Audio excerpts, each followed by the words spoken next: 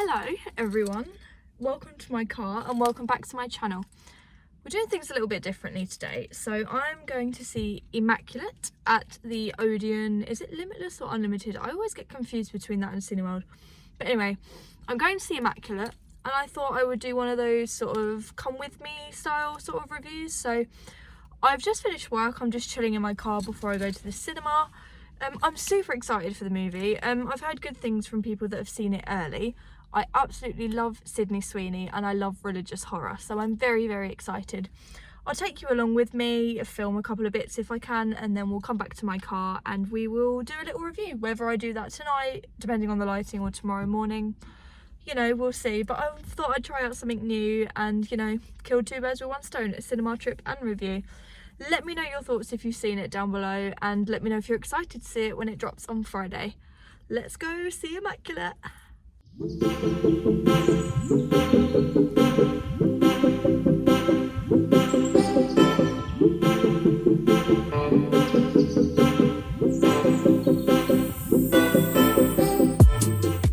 Okay, so I went to see Immaculate yesterday. Normally I do these sort of reviews, like I do my positives of the movie, my negatives, and then my mixed if there are any. But today I'm going to do things a little bit differently, so I'm going to talk about the movie in order, which as I go it will make sense why. So the first act is just your like bog standard kind of religious horror. And I must admit I was a little bit disappointed. So it follows like a really traditional pattern.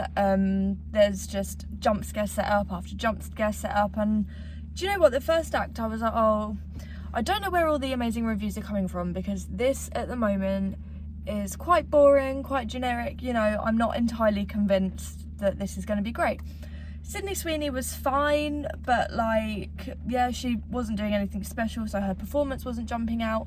Though the one thing that I think the movie got right the entire way through is sort of the aesthetic. The actual convent itself is really, really gorgeous. The set design and everything is nice.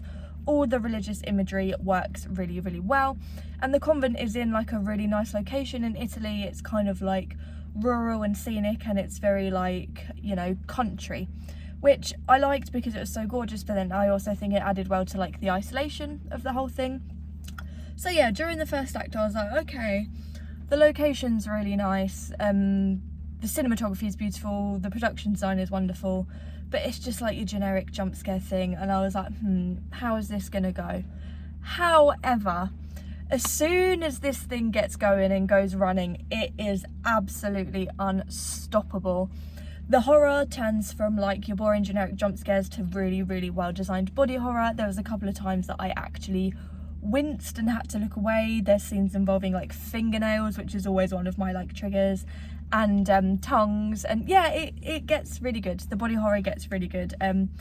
If you're a horror fan, obviously you probably are, if you're seeing this, you won't be let down on that side of things once it gets going.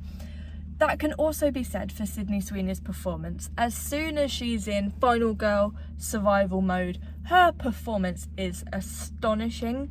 I'd go as far as saying career best in terms of like the later half of the movie. She is like determined, she is like willing to survive, do whatever it takes, and she makes really good decisions. So thanks to the writers for that one, because it's so annoying to watch a Final Girl and just not be able to fully root for them because they're making the worst decisions ever. But Sydney Sweeney knows exactly what she's doing here, or Cecilia, her character, does. And she really does try to get out of this situation, and she comes up with some really clever ways of doing that. So I was really impressed with that. The whole themes and everything of like Catholicism, religion and horror, I think it's done really well. There's also another theme that I won't delve too far into because I don't want to spoil. I think it's best to go into this as blind as possible. But it really kind of explores the whole woman's body trope, and then along with that it kind of enters into the female rage subgenre of horror that I really, really enjoy.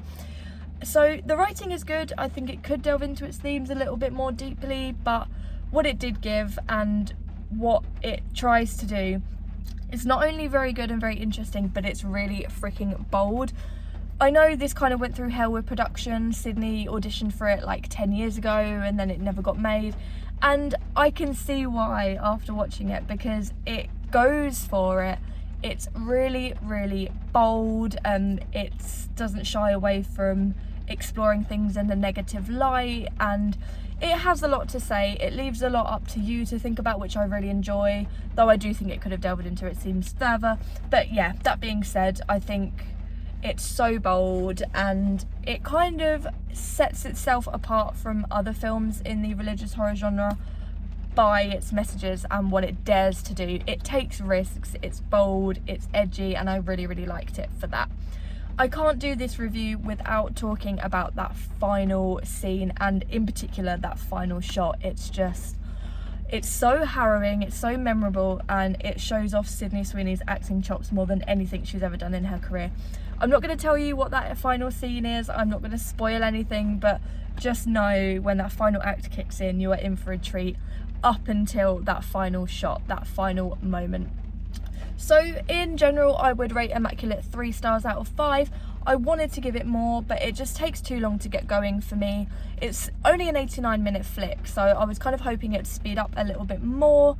And in that kind of first 1 to 2 kind of acts, first half of the movie of the exposition, there's not really much development in the way of characters or plot or anything like that. It's quite a generic setup, so I had to dock it a couple of stars just because it does meander and feels a little bit messy during its first act, maybe its first half.